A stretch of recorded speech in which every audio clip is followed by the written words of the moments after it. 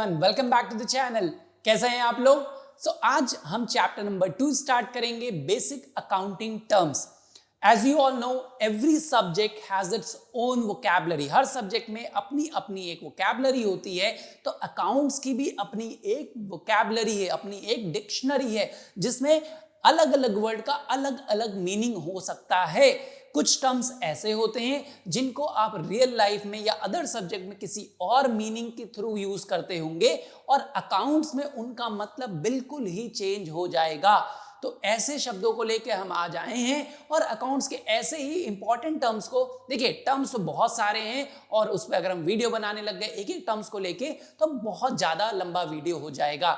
इसलिए जो की वर्ड्स हैं, की इंपॉर्टेंट टर्म्स हैं, हम उनको लेके वीडियो बनाएंगे और कोशिश करेंगे आपको वो सारे वर्ड बहुत ही आसानी से समझ में आ जाए और उनकी मीनिंग एग्जैक्टली आपको क्लियर हो जाए। तो ठीक है, आज के इस वीडियो में हम इन 4 टर्म्स को कवर करेंगे: capital, drawings, liabilities and assets of the business. इन चारों पार्ट को एक एक करके हम समझते हैं कि इन सब का मतलब क्या होता है। तो स्टार्ट करते हैं अपने पहले टर्म से, दैट इज कैपिटल। अब जैसे कैपिटल की मतलब की अगर हम बात करते हैं तो बच्चे सबसे पहले समझते हैं sir capital of a country होता है। जैसे अगर आप सब्जेक्ट वाइज देखिए तो कैपिटल एक ऐसा टर्म है जिसका हर सब्जेक्ट में अपना एक मतलब होता है। अगर आप ज्योग्राफी की पॉइंट ऑफ व्यू से देखेंगे तो कैपिटल का मतलब स्टेट की कैपिटल या कंट्री की कैपिटल की बात हो रही है, कैपिटल ऑफ अ कंट्री और कैपिटल ऑफ अ स्टेट। अगर आप इंग्लिश में देखेंगे तो कैपिटल का अपना मीनिंग हो जाता है। अगर आप सपोज करिए कंप्यूटर्स में देखते हैं तो कैपिटल का मतलब कैप्स हो जाता है, अपर लेटर अपर केस की बात हो रही होगी। ठीक है, तो ऐसे ही आप देखोगे कैपिटल का हर शब्द का अलग अलग मतलब है। कैपिटल कहीं पर किसी तरीके से डिनोट हो रहा है तो कहीं पर किसी तरीके से डिनोट हो जाता है। तो इसी तरह आप अकाउंट्स में भी पढ़ेंगे कि कैपिटल का मतलब इनमें से कुछ नहीं होता। तो इसलिए कैपिटल का मतलब क्या होता है अब हम इसको समझते हैं। तो कैपिटल किसी भी बिजनेस में, अच्छा आप लोग ज्यादातर बुक भी पढ़ते हो तो बुक में भी ज्यादातर यही लिखा होता है कि capital is money invested bye, ठीक है, capital is money invested by the owner in the business. तो ये गलत नहीं होता, सही होता है, बट ये कंप्लीटली करेक्ट नहीं है। इसमें और भी चीजें और भी एलिमेंट्स ऐड होते हैं। जैसे देखिए कैपिटल को हम ब्रेक करते हैं तो 2-3 चीजें हमें बहुत ही ध्यान से समझनी है। पहली तो ओनर, ओनर वर्ड आना चाहिए। ओनर का मतलब आपका प्रोप्राइटर भी हो सकता है, प्रोप्राइटर हो या ओनर हो बात एक ही है। तो सबसे पहले ओनर का इन्वॉल्वमेंट होना जरूरी है। दूसरा इन्वेस्टमेंट,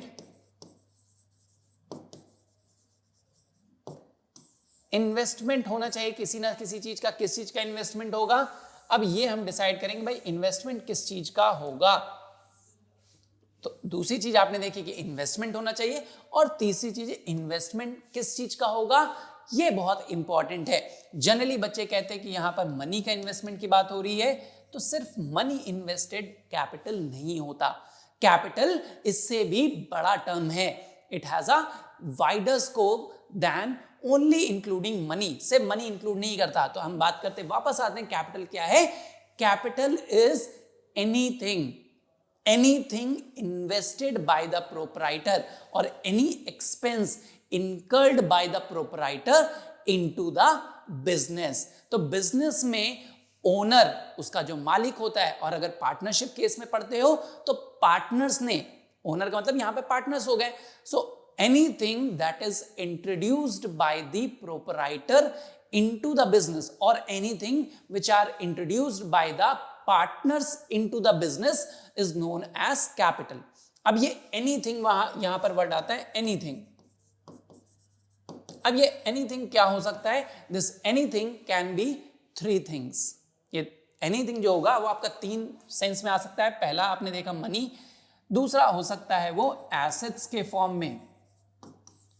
तो ओनर अपनी दुकान स्टार्ट कर रहा है, अपना बिजनेस स्टार्ट करता है तो वो पैसे तो लगाएगा ही लगाएगा। बिना पैसे के तो इन्वेस्टमेंट होता नहीं और बिजनेस स्टार्ट भी नहीं होगा। और दूसरा अगर आप टर्म देखोगे तो मनी के सिवा वो क्या लगा सकता है? वो अपने एसेट्स भी तो ला सकता है। एसेट्स ला सकता है कि नहीं? सपोज आप अपना एक बिजनेस स्टार्ट कर रहे हो, एक रेस्टोरेंट या कैफे या बेकरी आप स्टार्ट कर रहे हो और उसमें फर्नीचर की रिक्वायरमेंट है। स्टाफ को बैठना है, फर्नीचर की रिक्वायरमेंट, तो आप अपने घर से कुर्सी उठा के ले गए, आपने लगा दिया कि भाई अभी हमारे पास इतने पैसे नहीं है, बिजनेस स्टार्ट हो रहा है, अभी हम जितना काम चल सकता है अपने घर से चेयर टेबल उठा के ले गए, वहां पे रख दिया कि स्टाफ को बैठने के काम आएगा।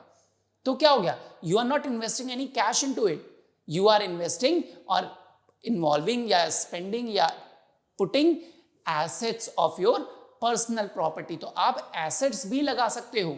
और तीसरा होता है इन द फॉर्म ऑफ गुड्स, दुकान का जो सामान है कि भाई अगर उसमें बेकरी में आपको शुगर चाहिए, टी चाहिए, कॉफी चाहिए, तो ये आप अपने घर के भी उठा के लगा सकते हो बिजनेस में। आपने कहा कि अभी खरीदें क्यों, हमारे घर में ऑलरेडी इतना स्टॉक पड़ा हुआ है शुगर का, तो यही उठा के ले चलते हैं बिजनेस में, कुछ पैसे बच जाएंगे। So anything in the form of these three thing, anything मतलब दीज थ्री थिंग, मनी का मतलब कैश या बैंक बैलेंस दोनों हो सकता है यहां पर। So anything invested by the proprietor, तो क्या चीज, ओनर कोई भी चीज अगर लगा रहा है बिजनेस में, it can be in the form of assets, it can be in the form of money, और it can be in the form of goods. तो मनी लगा दे, एसेट्स लगा दे या गुड्स इन्वॉल्व करे, कोई भी चीज, इनमें से कोई भी चीज अगर ओनर बिजनेस में इन्वेस्ट करता है, अप्लाई करता है, इनकर्ड करता है, लेके आता है, तो वो सब चीज कहलाती है कैपिटल। अब बिकॉज ओनर एक आउटसाइडर है और बिजनेस एक अलग आइडेंटिटी है, इसलिए ओनर जो भी सामान या जो भी पैसे या जो भी गुड्स बिजनेस को देता है वो उसकी लायबिलिटी बन जाती है। किसकी लायबिलिटी, बिजनेस की। That is why capital is treated as a liability of a business.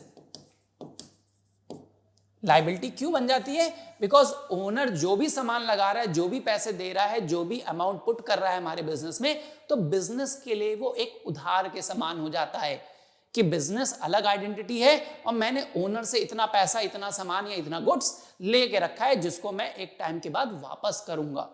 तो कैपिटल क्या हो गई, एक लायबिलिटी होती है बिजनेस के लिए, एक लीगल ऑब्लिगेशन हो जाता है कि भाई हमें ये, अगर हमने आपसे ये सामान लिया, ये पैसे लिए हैं, तो हम आपको ये वापस भी करेंगे। तो आई होप कैपिटल का मतलब समझ गया गया। दो तीन चीजें ध्यान रखेंगे, सबसे पहले ओनर करेगा, यानी यहां पर पार्टनर की बात हो सकती है, तो प्रोप्राइटर या पार्टनर्स। तो anything which is invested by the partners into the business is called capital. जो कैपिटल लाते हैं, पार्टनर आएगा या जाएगा, तो जो भी पार्टनर होते हैं वो क्या ला सकते हैं, मनी के फॉर्म में ला सकते हैं, गुड्स लगा सकते हैं या एसेट्स लगा सकते हैं एज अ कैपिटल। तो कैपिटल सिर्फ मनी नहीं है, capital can be anything which is invested by the proprietor और partners into the business is capital. ठीक है, क्लियर है। अगर हम देखते हैं सेकेंड टर्म, अब ये ड्राइंग्स क्या होती हैं भाई। ड्राइंग का मतलब देखिए, अभी मैंने बोला every subject has its own vocabulary, तो ड्राइंग इन रियल सेंस आप आर्ट या इंग्लिश में सोचोगे तो आप ड्राइंग मतलब painting, no, here it is not drawing. यहां पे ड्राइंग वर्ड जो आता है वो किससे आ रहा है, ड्रॉ से। ड्रॉ का मतलब विथड्रॉ, ठीक है, तो ड्रॉ का मतलब यहां पे आ रहा है विथड्रॉ। तो withdrawing anything from the business, अभी जैसे ओनर आया, ओनर कोई भी चीज बिजनेस में लगाता है तो वो कहलाती है कैपिटल। अगर उसने बिजनेस में कोई सामान निकाल लिया तो वो कहलाएगी ड्राइंग। तो ड्राइंग में भी आप डिफाइन करते समय दो तीन चीजों को ध्यान रखेंगे। जैसे कैपिटल में ध्यान रखा, क्या रखना है कि पहला तो वही चीज कौन करेगा, विड्रॉ कौन कर रहा है, ओनर या partners. So anything withdrawn by the owner, तो एनीथिंग, दूसरा आ गया विड्रॉ होना चाहिए, दूसरा पॉइंट आपने देखा विड्रॉ होना चाहिए, कौन करेगा, ओनर करेगा। और क्या करेगा, एनीथिंग। एनीथिंग वो क्या कर सकता है भाई, आपने अभी पढ़ा कि वो जो चीजें लगा सकता था वो विड्रॉ भी कर सकता है। वो तीन चीजें विड्रॉ कर सकता है बिजनेस से। वो क्या कर सकता है, मनी विड्रॉ कर सकता है इन द फॉर्म ऑफ कैश और बैंक बैलेंस, वो दुकान के बैलेंस से सामान निकाल सकता है, मतलब पैसे निकाल सकता है, और बैंक से भी पैसे विड्रॉ कर सकता है। ओनर गुड्स भी विड्रॉ कर सकता है, दुकान का सामान भी यूज कर सकता है, और वो एसेट्स भी विड्रॉ कर सकता है। So anything withdrawn by the proprietor, owners या partners from the business for, एक चीज लास्ट में आपको ध्यान रखनी है, एक चीज इसमें और आती है which is very important for personal use। For personal, private, domestic और हाउस होल्ड, कुछ भी आ जाए तो for personal use, private use, domestic use, house hold use, किसी भी अपने पर्सनल काम के लिए अगर ओनर्स या पार्टनर्स बिजनेस में कुछ भी निकालते हैं, कुछ भी इन द सेंस वो एसेट, दुकान का फर्नीचर ले जा रहे हैं अपने घर में शादी के लिए, या दुकान का सामान यूज के लिए अपने घर में फंक्शन के लिए, या पैसे विड्रॉ कर लिए, तो anything withdrawn by the proprietor from the business for their personal use is known as drawing. अब यहां पे ये ध्यान रखिएगा, ड्रॉइंग और capital withdrawal are two different thing. Drawing जो होती है वो टेम्परेरी बेसिस के लिए हम विड्रॉ करते हैं बिजनेस में कोई सामान, स्पेशली कैश या अमाउंट, तो अमाउंट अगर हम विड्रॉ कर रहे हैं कुछ टेम्परेरी पर्पस के लिए, भाई मैं ले जा रहा हूं और कुछ टाइम बाद वापस कर दूंगा, सो दैट इज ड्रॉइंग। लेकिन अगर हम परमानेंटली ये सामान निकाल लेते हैं, ये अगर हमने यही सारी चीजें बिजनेस से परमानेंटली निकाल ली, हमेशा के लिए विड्रॉ कर लिया, तब ये ड्रॉइंग नहीं कहलाएगा, तब ये क्या कहलाएगा, विड्रॉल ऑफ कैपिटल। जो हमने कैपिटल लगाई थी उसी को हम विड्रॉ कर ले रहे हैं, वो खत्म कर दे रहे हैं, परमानेंटली हमारी कैपिटल कम हो जा रही है। लेकिन ड्रॉइंग के केस में हम परमानेंटली विड्रॉ नहीं करते, जितना भी विड्रॉ किया है टेम्परेरी बेसिस के लिए किया है, और उस पर हम इंटरेस्ट भी पे करेंगे, एज अ पार्टनर वो इंटरेस्ट भी पे करते हैं, ठीक है। So what is drawing is clear now. Drawing means withdrawal of something. कौन करेगा विड्रॉ, ओनर करेगा या पार्टनर्स करेंगे। कहां से करेंगे, बिजनेस से करेंगे। क्या विड्रॉ करेंगे, एसेट्स, गुड्स या मनी कर सकते हैं। क्यों करेंगे, अपने पर्सनल यूज के लिए करेंगे, तो वो कहलाएगा ड्राइंग। तो इन चारों चीजों को आप क्लब कर दोगे, so drawing is anything withdrawn by the proprietors या partners for their personal use, ठीक है। तो बिजनेस में से कोई भी सामान, कोई भी पैसा, कोई भी चीज विड्रॉ करना पर्सनल यूज के लिए कहलाएगा drawing. Is it clear now. चलिए नेक्स्ट हम पे आते हैं। ड्राइंग और कैपिटल हमारा क्लियर हो गया है। अब हम आते हैं लाइबिलिटीज। अब लाइबिलिटीज क्या होती हैं, लाइबिलिटीज आ गया वर्ड लाइबल से, ठीक है। लाइबल वर्ड से हमारा बनता है लाइबिलिटीज। लाइबल मींस ऑब्लिगेशन, आपकी ऑब्लिगेशन क्या है, या सिंपल शब्दों में लाइबिलिटीज को हम बोले तो अमाउंट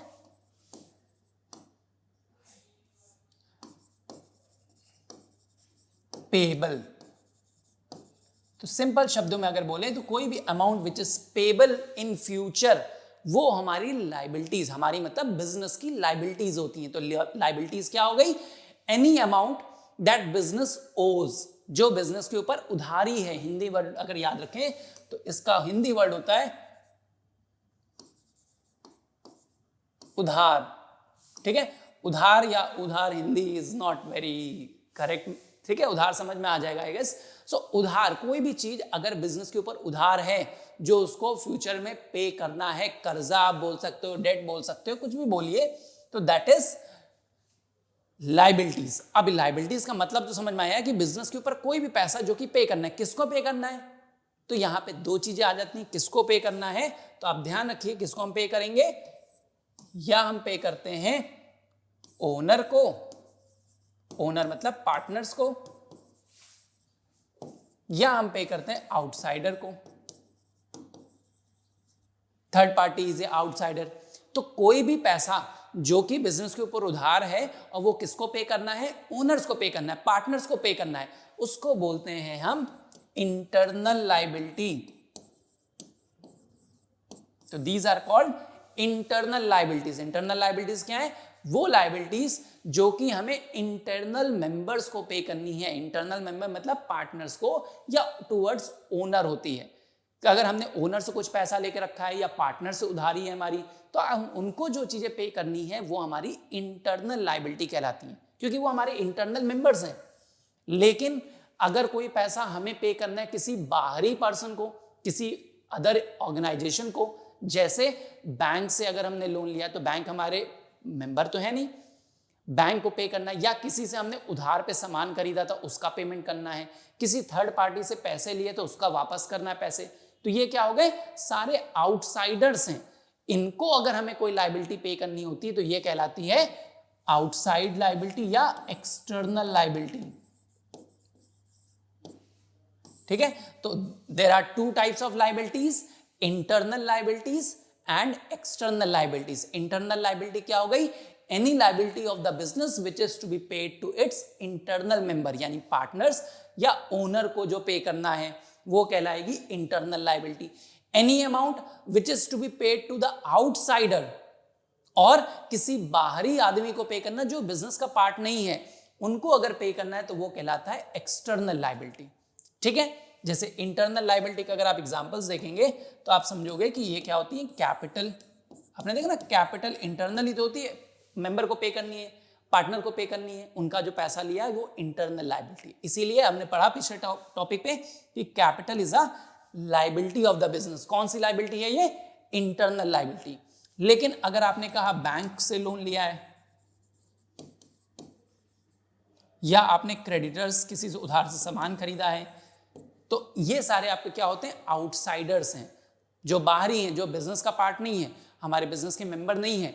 इनसे अगर हमने कुछ पैसा लिया है तो ये कहलाता है एक्सटर्नल लाइबिलिटी। क्लियर है टर्म, इंटरनल और एक्सटर्नल लाइबिलिटी।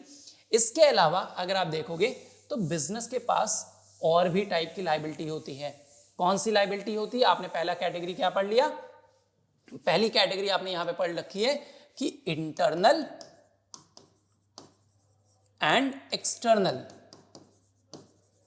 ये एक कैटेगरी होती है कि हमारी लाइबिलिटी इंटरनल और एक्सटर्नल होती है। इसके अलावा भी हमारे पास दो टाइप की लाइबिलिटी होती हैं जिनको हम फर्दर डिवाइड करते हैं on the basis of time period, कि भाई हमारी लाइबिलिटी कब पेबल है, कब पे करना है अमाउंट। जैसे आप लोग अपने स्कूल की फीस पे करते हो, बिजली का बिल पे करते हो, तो उनका एक ड्यू डेट होती है कि भाई इतने दिन में पे करना है, 1 साल में पे करना है, 2 साल में पे करना है, 6 महीने में पे करना है, अगले महीने में पे करना है। हर लाइबिलिटी की अपनी एक ड्यू डेट होगी। तो अगर कोई भी लाइबिलिटी आपको करंट पीरियड में पे करनी है, करंट पीरियड जिसको बोलते हो, करंट पीरियड का मतलब क्या हो गया? Up to 1 year. ये करंट पीरियड का मतलब क्या होता है? Up to 1 year. तो अप टू 1 फाइनेंशियल ईयर, अगर 1 साल के अंदर हमें कोई पेमेंट करना है, किसी से उधार खरीदा था और 1 साल के अंदर उसको पेमेंट चुकाना है, या हमने कोई सर्विस ली है उसके अगेंस्ट 1 साल के अंदर पेमेंट करना है, तो वो सारी लाइबिलिटी कहलाती हैं करंट लाइबिलिटीज। इनको क्या बोलते हैं? Current liabilities. तो करंट लाइबिलिटीज कौन सी लाइबिलिटीज हो गई? जो कि हमको 1 साल के अंदर पे करना है, to be paid within 1 year.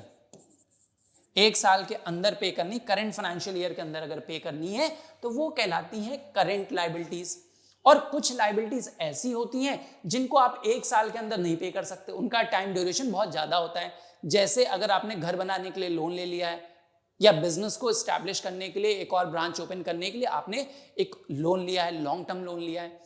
आपने बिजनेस के लिए एक कार खरीदी थी और उसको लोन लेके खरीदी है, तो वो भी आपका ऑब्लिगेशन है कि 5 साल तक आप पे ही करते रहोगे। तो these are called long term liabilities, जो लंबे समय तक आपको पे करनी है, तो जो कि करंट नहीं है, मतलब जो 1 साल के बियॉन्ड पे करोगे। तो अगर 1 साल के अंदर पे करना है तो क्या हो गया?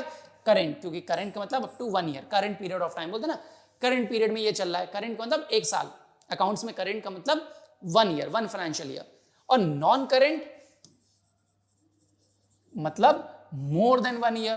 तो ऐसी कोई भी लाइबिलिटी जो 1 साल से ज्यादा टाइम के बाद आपको पे करनी है, बियॉन्ड 1 ईयर, 2 साल बाद पे, 2 साल तक पे करनी है, 3 साल उसका ड्यूरेशन है, अभी ड्यू डेट उसकी 5 साल बाद है, 10 साल बाद है, तो वो लाइबिलिटी जो 1 साल से ज्यादा तक चलेंगी हमारे साथ, जिनको हम लंबे समय तक पे करते रहेंगे, वो कहलाती हैं non current liabilities. Non current liabilities of the business क्या हो गई? वो लाइबिलिटीज जिनको हम 1 साल से ज्यादा टाइम तक पे करेंगे एज अ बिजनेस। जैसे अगर आपने बैंक से लोन लिया है, इसको चेंज कर देते हैं colour. Suppose if you have taken loan from the business, bank loan, और ये भी कौन सा है? Long term. अगर लॉन्ग टर्म बैंक लोन लिया है आपने बैंक से, 5 साल का लोन है, 6 साल का लोन है, 10 साल का लोन है, तो आप 1 साल के अंदर तो पे नहीं करोगे, तो ये क्या हो गई? करंट, नॉन करंट लायबिलिटी हो गई। इसी तरह अगर आपने किसी से उधार लिया था, क्रेडिटर्स थे, दुकानदार से या अपने जो भी डिस्ट्रीब्यूटर थे, सप्लायर थे, हमने उनसे माल खरीदा है, उनसे गुड्स खरीदे हैं फॉर सपोज 50,000 का या 1 लाख का सामान खरीदे दुकान के लिए, तो क्या उनका पेमेंट अब 1 साल बाद करेंगे? No, it will be paid within 1 month, 2 month, 3 month, इससे ज्यादा टाइम थोड़ी देते हैं। तो ये क्या हो गई? Short term liability. Short term मतलब करंट लायबिलिटी, जिनको आपको 1 साल के अंदर पे करना है। और ये क्या होती है? जो 1 साल से ज्यादा टाइम बाद आप पे करोगे। तो आई होप लायबिलिटी क्लियर होगा। लायबिलिटी का मतलब क्या था? लीगल ऑब्लिगेशन बिजनेस के ऊपर जिनको हमें फ्यूचर में पेमेंट करना है, जिनके बिहाफ में हमने गुड्स ले लिया या सर्विस ले ली है, जिनको हम फ्यूचर में पे करेंगे।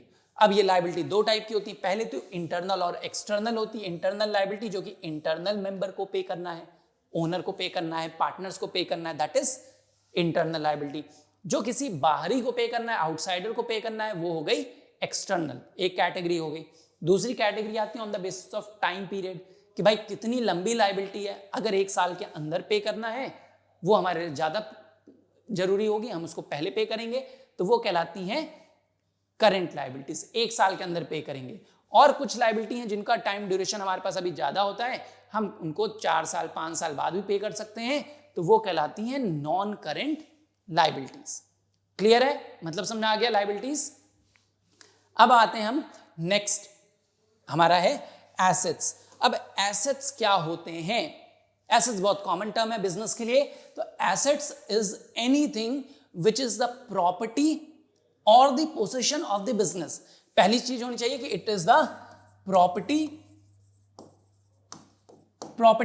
प्रॉपर्टी मतलब बिजनेस उसको ओन करता हो, उसको खरीद रखा हो, उसके पास उसका बिल हो, उसकी रिसिप्ट हो, उसका मेमो हो कि हाँ ये मैंने खरीदा है, इसका सबूत मेरे पास है, तो ये मेरी प्रॉपर्टी। जैसे आपका घर, आपके पिताजी की या जिसकी भी प्रॉपर्टी होगी उसके पास पेपर होगा कि ये हमारी प्रॉपर्टी, तो ये मेरा एसेट है। आपने कार खरीदा है, मोबाइल फोन खरीदा है, तो वो आपकी प्रॉपर्टी है। कैसे पता चलेगा? आपके पास उसका बिल होगा, उसका रिसिप्ट होगा। तो anything which is the property of the business, पहली चीज तो जो बिजनेस की प्रॉपर्टी है, जो भी एसेट, जैसे लैंड हो गया, बिल्डिंग हो गया, उसने कोई एसेट खरीद रखा है, मशीन खरीद रखा है, उसका बिल होगा, उसका कार है तो उसका बिल होगा, इक्विपमेंट्स है तो उनके बिल होंगे, तो वो सारी बिजनेस की प्रॉपर्टी है। मैं कैसे कह सकता हूं कि ये मेरी प्रॉपर्टी है, मेरी प्रॉपर्टी नहीं है? तो प्रॉपर्टी चेक करने वाले जब इनकम टैक्स वाले आते हैं तो क्या करते हैं? भाई आपका है तो कागज दिखाइए, सबूत दिखाइए। आप कागज दिखा दोगे तो आपकी जमीन है भाई, बिल्कुल है। तो पहली चीज प्रॉपर्टी होती है। और एनीथिंग, अब सिर्फ प्रॉपर्टी होना एसेट नहीं है, एनीथिंग अदर देन दैट, मतलब प्रॉपर्टी तो आपकी बिजनेस है ही, कोई आपके पोसेशन है जो आपके कब्जे की चीज है, आपकी है या आपने खरीद रखी है, तो वो तो एसेट होगी ही होगी। साथ में anything which enables firm to earn money और प्रॉफिट्स इन द फ्यूचर, और ऐसी कोई भी चीज, फ्यूचर प्रॉफिट मैं लिख देता हूं यहां पे, या incomes, anything which enables a firm to earn money in the future or earn profits in the future, वो कहलाता है assets। तो assets 2 चीजों का मेल होता है, 2 चीजों को क्लब कर देंगे तब आता है कि पहला, assets are anything which is the property of the business, which is in the possession of the business, or anything which enables a firm, a business to earn money, to earn future profits or earn income in the future। ऐसी कोई भी चीज जिसकी वजह से हमें future में पैसा मिलना हो या फ्यूचर में पैसा मिलेगा, तो वो भी हमारी एसेट्स कहलाती हैं। ठीक है, एसेट्स क्लियर हुआ? Anything which is the property और in the position of the business, और anything which enables firm to earn profits is called asset. ठीक है, अब एसेट्स की भी बात करेंगे तो एसेट्स कितने टाइप के होते हैं? एसेट भी हमारे बहुत टाइप के हैं। ठीक है, बहुत ध्यान से समझेंगे, एक एक वर्ड को पकड़ेंगे। ठीक है, जैसा भी हमने पढ़ा लायबिलिटी के बेसिस पे कि ड्यूरेशन कब तक पे करना है, तो ऐसे ही हमारे एसेट्स भी 2 टाइप के होते हैं, जिनको हम ब्रॉडली अगर क्लासिफाई करें, तो अगर हम इसको क्लासिफाई करते हैं टेबल के फॉर्म में, देखिए तो आपके पास फिर से वही 2 कैटेगरी आ जाती है, नॉन करेंट और current assets. So non current assets and current asset, we have 2 types of assets broadly. बड़े बड़े शब्दों में देखें, मोटे मोटे शब्दों में अगर आप देखोगे तो 2 एसेट होते हैं भाई, नॉन करेंट और करेंट। अभी आपको करेंट का मतलब समझा दिया। करेंट का मतलब अप टू 1 ईयर, तो ऐसा कोई भी एसेट, ऐसी कोई भी प्रॉपर्टी जो हमारे पास 1 साल तक रहेगी तो वो करंट है, 1 साल से ज्यादा रहेगी तो नॉन करंट है। सिंपल, नाम से पता चल जाएगा, इतना आप एक्सप्लेन करो। बाकी अब हम डिटेल में देखते हैं। तो जब हम आएंगे नॉन करंट, तो नॉन करंट का मतलब ये है 1 साल से ज्यादा। तो any asset which will remain with the firm और anything, any asset that firm will use for more than 1 year, ऐसी कोई भी चीज फर्म की एसेट है जो कि प्रॉपर्टी है जिसको फर्म 1 साल से ज्यादा समय तक अपने पास रखेगी और उसको यूज करेगी। सजा के तो रखेंगे नहीं, उसको यूज करने के लिए रखोगे तो उनको यूज करेगी। यूज क्यों करते हैं? ताकि हम फ्यूचर में से प्रॉफिट जनरेट कर सकें, उसकी सर्विस को यूज करते हैं। तो anything, any property, any position that will remain with the business for more than 1 year और the benefit of which business will take for more than 1 year, जिसका बेनिफिट बिजनेस 1 साल से ज्यादा तक लेगा और उसके बाद उसकी लाइफ खत्म होने के बाद से आफ्टर 5 ईयर 10 ईयर्स हम उस चीज को बेच के कुछ ना कुछ पैसे कमा लेते हैं। जैसे आपके पास एक मोबाइल फोन होगा, आपने सोचा होगा कि भाई ये खरीद रहे हैं तो उसको यूज करने के लिए खरीदते हो, कुछ साल उसको यूज करते हो और उसके बाद उसको सेल कर देते हो या एक्सचेंज कर लेते हो। आपके घर में बहुत सारी मशीन है, जैसे आपके घर में वॉशिंग मशीन है, आपने खरीदा है उसको यूज करने के लिए। यूज करने के बाद कुछ सालों तक आप सोचते हो कि यूज करेंगे, 5 साल 10 साल 15 साल जितना भी चल जाती है, और उसके बाद उसको सेल आउट करके एक्सचेंज में कुछ और खरीद लेते हैं, नई मशीन खरीद लेते हैं। तो बिजनेस के पास भी ऐसे बहुत से एसेट्स होते हैं जिनको वो लंबे समय तक यूज करती है। इसमें आपकी जो पहली कैटेगरी बनती है, पहला चीज आता है, इसको बोलते हैं फिक्स्ड एसेट्स। फिक्स्ड एसेट्स क्या होते हैं? हमारे ऐसे एसेट जो कि फिक्स रहेंगे, जो हमारे साथ लंबे समय तक चलेंगे और हमारे फर्म में फिक्स रहेंगे, उनकी वैल्यूज ज्यादा चेंज नहीं होगी, उनको हम लगातार यूज करेंगे आगे आने वाले 5 साल 10 साल 15 साल जितने भी, और एक टाइम पीरियड बाद उसको सेल आउट कर देते हैं। तो ये कहलाते हैं फिक्स एसेट, जो लंबे समय तक हमारे साथ रहेंगे। अब फिक्स एसेट को अगर आप देखोगे तो fix assets can further be classified into 2 parts, tangible and intangible. अब टैंजिबल इंटैंजिबल का मतलब क्या होता है? टैंजिबल का मतलब आई होप सबको समझ में आता होगा। Tangible is anything which can be seen और टच, जिसको छू सकते हो, देख सकते हो, वो है टैंजिबल। इनटैंजिबल जो भूत है, मतलब जिसको देख नहीं सकते, छू नहीं सकते, होता है, लेकिन अब डिबेट नहीं करना है कि भूत होता है कि नहीं, बट स्टिल आप मान लीजिए कि भूत है ये, तो जिसको देख नहीं सकते, छू नहीं सकते, लेकिन वो एसेट की तरह प्रेजेंट है हमारे फर्म में। तो ये 2 टाइप के एसेट्स होते हैं, टैंजिबल, इनटैंजिबल। टैंजिबल ऐसी क्या चीज है भाई बिजनेस में जिसको हम यूज करते हैं, लंबे समय तक हमारे साथ रहेगा, जिसका हम बेनिफिट कई सालों तक लेंगे और उसको बेच के बाद में पैसे भी कमा सकते हैं। जैसे मशीन है ना, बिल्डिंग, ये सब क्या है? Land, building, plant, machinery, furniture, fixtures, equipments, ये सब क्या है?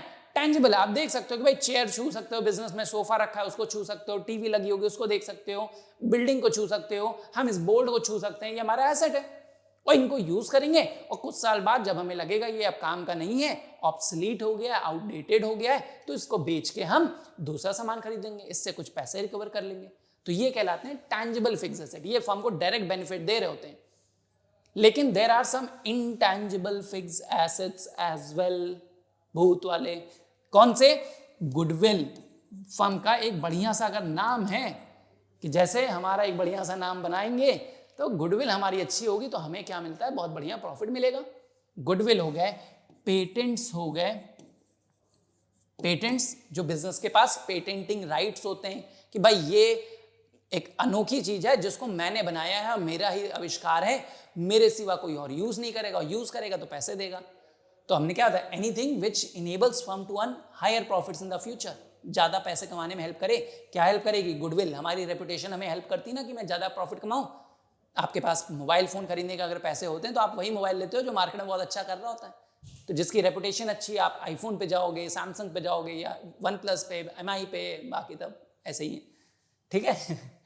एनीवेज, सो ऐसे में goodwill enables a firm to earn higher profit. एक जिस फर्म की गुडविल अच्छी होगी उसके प्रॉफिट भी हाई होते हैं, जिसकी गुडविल उतनी अच्छी रेपुटेशन मार्केट में नहीं, उसके प्रॉफिट भी उतने अच्छे नहीं होते। पेटेंट्स राइट है अगर आप पास, कॉपीराइट है, ट्रेडमार्क है, लाइसेंस है, सॉफ्टवेयर्स हैं, ये सारे आपके इंटैंजिबल एसेट्स होते हैं।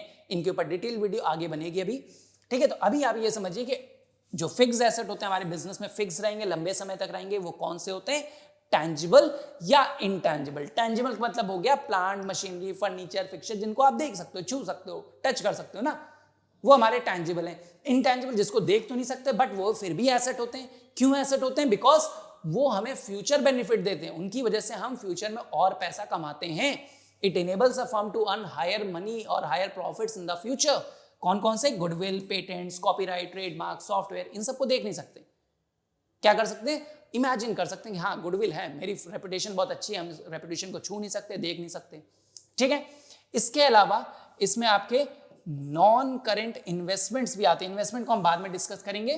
तो अभी आप याद रखिए कि करंट एसेट्स, आपके जो नॉन करंट एसेट हैं वो एसेट होते हैं जो कि फिक्स्ड होते हैं। फिक्स्ड एसेट का मतलब क्या हो गया?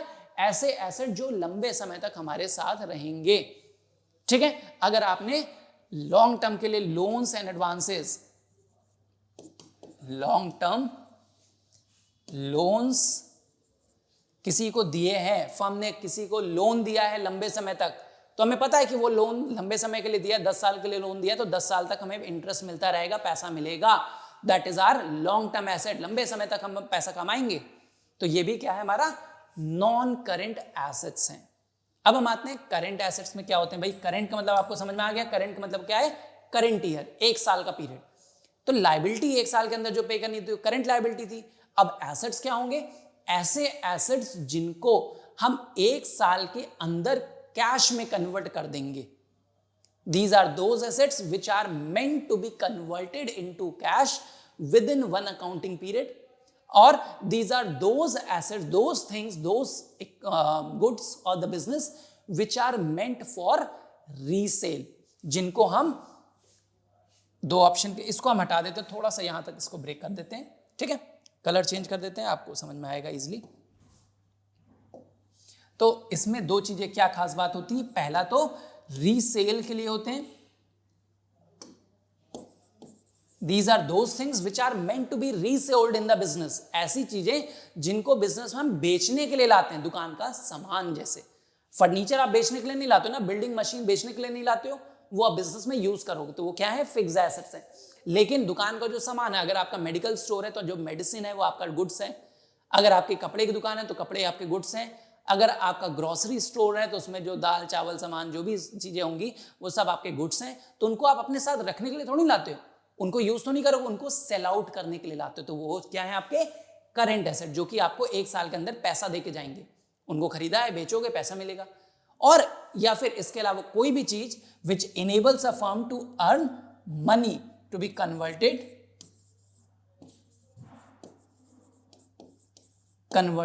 Into cash within 1 year. ऐसी कोई भी चीज जो कि 1 साल के अंदर कैश में कन्वर्ट हो जाए या हो जाएगी, तो उन चीजों को भी हम बोलते हैं करंट एसेट्स। तो ऐसी कोई भी चीज जिसको बिजनेस खरीदता है फॉर रीसेल पर्पस, जैसे रीसेल के लिए हम क्या खरीदते हैं? हम खरीदते हैं गुड्स, जो दुकान का सामान है, जिसको आप स्टॉक बोलते हो। तो जो स्टॉक हो गया, गुड्स ना लिखिए, स्टॉक लिखिए। तो जो दुकान का सामान होता है, स्टॉक होता है, वो आपका क्या है? करंट एसेट्स है, जिनको आप 1 साल के अंदर बेचने के लिए खरीद के लाते हो। आप इसलिए लाए हो so that it can be resold, और उससे हम पैसा जनरेट करें। आप ये कभी सोच के नहीं लाते हो कि इसको खरीद लेते हैं, अगले साल बेचेंगे, 1 साल बाद बेचा जाएगा। नहीं, ऐसा होता ही नहीं। आप खरीद के दुकान में रख रहे हो तो यू एक्सपेक्ट कि it will be sold with in 2 months, 3 month, 5 months और अप टू 1 ईयर तो हो ही जाएगा। और इसके अलावा ऐसी कोई भी चीज जो कि आपको 1 साल के अंदर पैसा देके जाए, जैसे अगर आपने कस्टमर को उधार पे बेचा है तो डेटर से पैसा मिलेगा ना। उधार पे किसी कस्टमर को बेचा है तो उसको 1 साल का टाइम दोगे क्या कि 1 साल बाद आना पैसे लेके? कोई बात नहीं। नहीं, हम किसी को सामान उधार पे बेचते हैं तो एक्सपेक्ट करते हैं कि with in few days, with in few months वो हमको पैसे देकर चला जाए, ठीक है। या हमारा जो बैंक बैलेंस होता है, हमारे बैंक में जो पैसा हम उसको 1 साल के अंदर निकाल सकते हैं ना आराम से, जब चाहे मन में आए तब निकाल लेंगे, तो वो क्या कहलाते हैं? हमारे करंट एसेट। तो आपको डिफरेंस समझ में आया?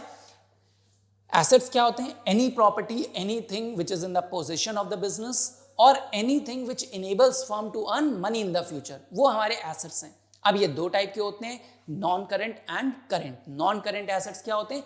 जो कि हमारे साथ लंबे समय तक रहेंगे, फिक्स एसेट्स रहेंगे। ये दो टाइप के हो सकते हैं, टैंजिबल एंड इनटैंजिबल। टैंजिबल मतलब जिनको आप देख सकते हो, छू सकते हो, land, building, plant, machinery, furniture, equipment, cars, vehicles, कुछ भी। और इनटैंजिबल जो हमारे साथ दिख तो नहीं रहे, छू तो नहीं सकते, लेकिन still they are asset for us, क्योंकि वो हमें फ्यूचर में ज्यादा प्रॉफिट कमाने में हेल्प कर रहे हैं, जैसे goodwill, patents, copyright, trademarks and so many. ठीक है। ऑन दी अदर हैंड हमारे पास दूसरे टाइप के एसेट्स भी होते हैं जिनको बोलते हैं करेंट एसेट। करेंट का मतलब एक साल के अंदर जो कि कन्वर्ट हो जाए या फिर कैश में, और या फिर जिनको एक साल के अंदर हम बेचकर खत्म कर देंगे, वो कहलाते हैं करेंट एसेट। इनसे हमें एक साल के अंदर पैसा मिल जाएगा। क्लियर है? तो ये हो गए हमारे करेंट और नॉन करेंट एसेट्स। इसके अलावा भी हमारे पास एक एसेट की कैटेगरी होती है, मैं नेक्स्ट पेज पे इसको ले जाता हूं। तो एसेट्स में अगर आप बात करोगे तो एसेट्स में एक और एसेट्स होता है, या दो, हम जिनको बोलते हैं, जिसको बोलते हैं फिक्टिशियस एसेट्स, या इनको बोलते हैं नॉमिनल भी। नॉमिनल एसेट्स क्या होते हैं इनको देखेंगे, और हम एक देखेंगे वेस्टिंग एसेट्स। वेस्टिंग एसेट्स क्या होते हैं? तो देखिए, फिक्टिशियस या वेस्टिंग एसेट्स क्या होते हैं, पहले हम बात करते हैं फिक्टिशियस एसेट्स। फिक्टिशियस का मतलब ही होता है, या नॉमिनल का मतलब होता है anything which is not real.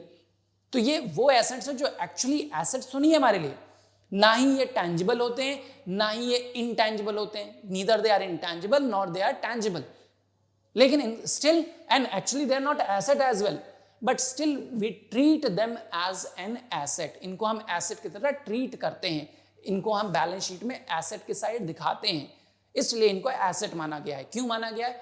इनको हम बेच भी नहीं सकते, इनसे हम कोई बेनिफिट भी नहीं डिराइव कर सकते, बस इनको एज एन एसेट दिखाया जाता है। क्यों दिखाया जाता है?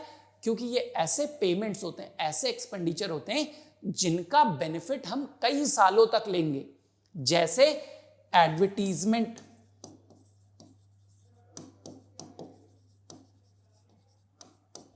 Advertisement expenses. तो एडवर्टीजमेंट एक्सपेंस क्या होता है भाई? अगर मैंने एक कैंपेन स्टार्ट किया कि आज एक एडवर्टाइज बनाते हैं, बहुत अच्छा ब्रांड है हमारा, उसके लिए एक एडवर्टीजमेंट कैंपेन चलाते हैं, और इस कैंपेन पे रन करने के लिए हमें 5 लाख रुपए खर्च होंगे। अब एक बार 5 लाख रुपए हमने आज अगस्त के महीने में खर्च कर दिया, या जुलाई के महीने में खर्च कर दिया, सितंबर के महीने में खर्च किया, कभी भी कर दिया, तो क्या होगा? क्या उसका बेनिफिट सिर्फ अभी मिलेगा? नहीं। एक बार एडवर्टीजमेंट खर्च कर दिया तो हम ये मान के चलते कि सपोज इसका बेनिफिट 3 साल तक मिलेगा या 5 साल तक मिलेगा। तो 5 लाख खर्च करके आपने 5 इयर्स के लिए बेनिफिट डिराइव किया, तो हम इस खर्चे को 5 लाख इस साल नहीं दिखाते, हम इसको 5 सालों में डिवाइड कर देते हैं। कैसे डिवाइड करते हैं? हर साल 1-1 लाख रुपए, और 1 लाख रुपए इस साल का खर्चा दिखा के बाकी 4 लाख रुपए जो खर्च किए हैं उनको हम एज एन एसेट दिखाते हैं कि वो 4 लाख अभी एसेट के तौर पे पड़े हुए हैं, उनका बेनिफिट मिलेगा। वो हर साल 1-1 लाख रुपए हम कट करते जाएंगे, और आखिरी में 5 साल बाद वो नील हो जाएगा। तो 5 साल बाद वो एसेट भी नहीं रहेगा। तो जब तक वो राइट ऑफ नहीं हो जाता, उसको हम खत्म नहीं कर देते, तब तक वो एज एन एसेट हम बैलेंस शीट में दिखाते हैं। ठीक है? तो fictitious assets are those assets which are neither tangible nor intangible. They are not actually an asset, but we treat them as an asset because these assets are shown on the asset side of balance sheet. इनको asset side पे दिखाया जाता है balance sheet के लिए, इसलिए इन assets को हम assets मान लेते हैं, but reality में these are not assets. Clear है? Example, एडवर्टीजमेंट एक्सपेंसेस, जिनको हम कई सालों तक यूज करेंगे, इसका बेनिफिट कई सालों तक मिलेगा, इसलिए इनका जो खर्चा होता है 1 साल में नहीं दिखाते, इनके खर्चे को हम बांट देते हैं 4 साल 5 साल में। तो जो बचा हुआ खर्चा है आगे के फ्यूचर ईयर के लिए, उनको as an asset balance sheet में दिखाया जाता है। क्लियर है?